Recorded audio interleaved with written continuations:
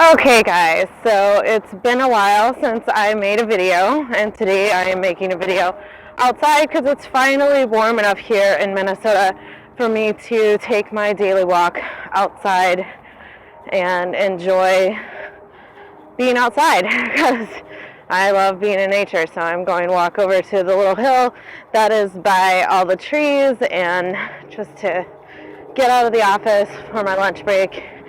But I haven't made a video in a while, and this is Miriam with Miriam's Emporium Question and Answers. So if you have any questions that you would like to ask, please feel free to comment or message me on Facebook, or I believe there's a way to message people on YouTube. I'm kind of new to this, so please feel free to do that. So it's very interesting doing this outside, but I like it. I like seeing the trees behind me because I love being outside. Like, this is so me.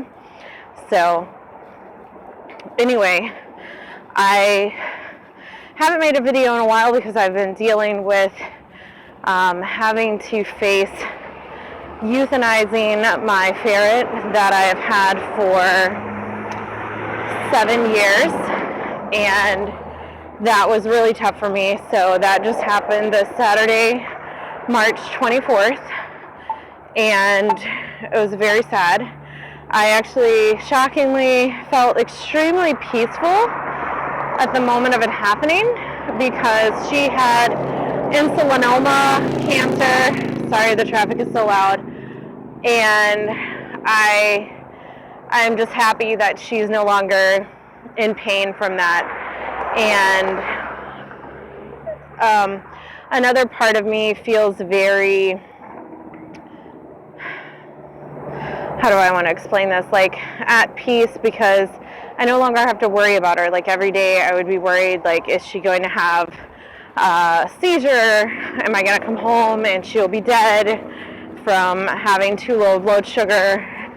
And it just got to the point where I was giving her the maximum dosage of prednisone, and it wasn't really helping anymore with the low blood sugar, and I couldn't let her get any worse than that. It was hard to see her dealing with low blood sugar, and I know what that feels like personally from when I was pregnant. I had gestational diabetes, and there was once where I had super low blood sugar, and I mean, you just feel like you're dying, and it took every ounce of strength in me to make it to the fridge. I was home by myself, and I felt like I wasn't going to make it to the fridge to drink some juice to be able to raise my blood sugar as fast as possible. So it was very scary, and I didn't like knowing that she felt like that when her blood sugar was low, and she didn't really play anymore.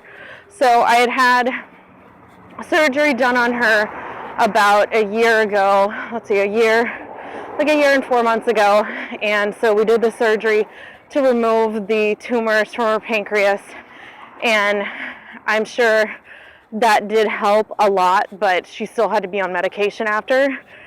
So, I mean, I know that I did everything that I could, but, you know, all of that to say, and I'm getting her ashes, so if anybody would like to comment or let me know their experience with getting their animals' ashes, because I've never done this before, and part of me feels very creeped out about it. The other part of me, I don't know what to think about it. They haven't called me to tell me that they're in yet, so I did buy a necklace to put some of her ashes in for me and for my son, and then I got a really nice cherry wood box for her to be memorialized in, and then I plan on scattering some of her ashes in New Orleans when I go in July, because that's where my heart is, and I know if she would have ever been able to see New Orleans, she would have loved it. Who wouldn't love New Orleans? So I do plan on doing that as a celebration of her life with some of her ashes. So I just want to talk about how no one really allows themselves to grieve. Like, I'm still trying to deal with my best friend dying, and I still feel pretty lost about the whole situation. I just think about her often.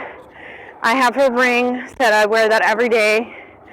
So here you can see her ring, and I feel like that, brings comfort to me, makes me feel close to her. But it's still very, very hard to wrap my head around the fact that she's gone. And it's almost like it's not real.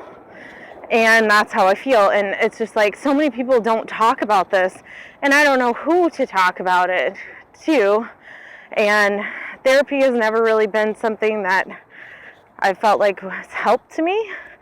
So I don't really feel like that's the answer for me. I've read a lot of books, I've watched a lot of YouTube videos, and I continue to do that. And I mean, I don't cry as much, but I mean, I just think it's normal to be sad that that person is gone. So, but one thing that I do notice, is my ability to fake happiness so easily. So the last week, I really let myself cry a lot prior to Saturday when Bella was put to sleep. And I mean, I was falling apart worse than after. And I think maybe that brought me closure. I really spent as much time with her as I possibly could. And, just sat there talking to her, telling her about how much I loved her and how I'm glad that I was her owner and that she got to have the best life possible, and just talked about all the different memories of things that were funny that she would do. And I feel like that really brought a lot of closure even prior to the part. And it's like, I know that I appreciated her every day of my life. I told her I loved her every single day. And maybe that's what's helped so much, because I know that Bella was loved more than any animal I've ever owned in my entire life. And so we can maybe apply that to people, like just if you know that you have somebody in your life that you have appreciated more than you ever could imagine appreciating somebody, and that you were the best friend or best parent, best brother, sister, whatever your relationship is to that person, best wife, best husband to that person, and that you love them with all their heart and you showed them that appreciation, then you gave them that gift while they were here on earth with us. And that you counted their time as precious, and so I think that's helped a lot. And maybe that's one reason why I have such a hard time with the whole thing with Jennifer, because I moved here to Minnesota, she was still in Louisiana, and we've lost touch, but we did get back in touch, and it was like we didn't skip a beat. And I know that she knows that I loved her, and I definitely know that she loved me as a friend, and there's nothing else on earth that could compare to our friendship.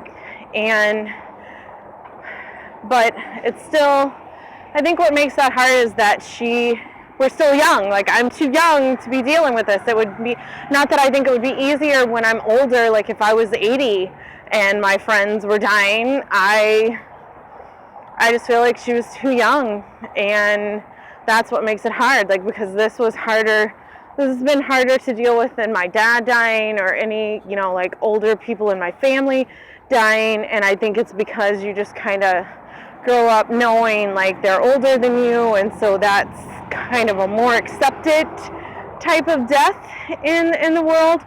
But when someone is young and something unexpected happens, it just really hard to comprehend that.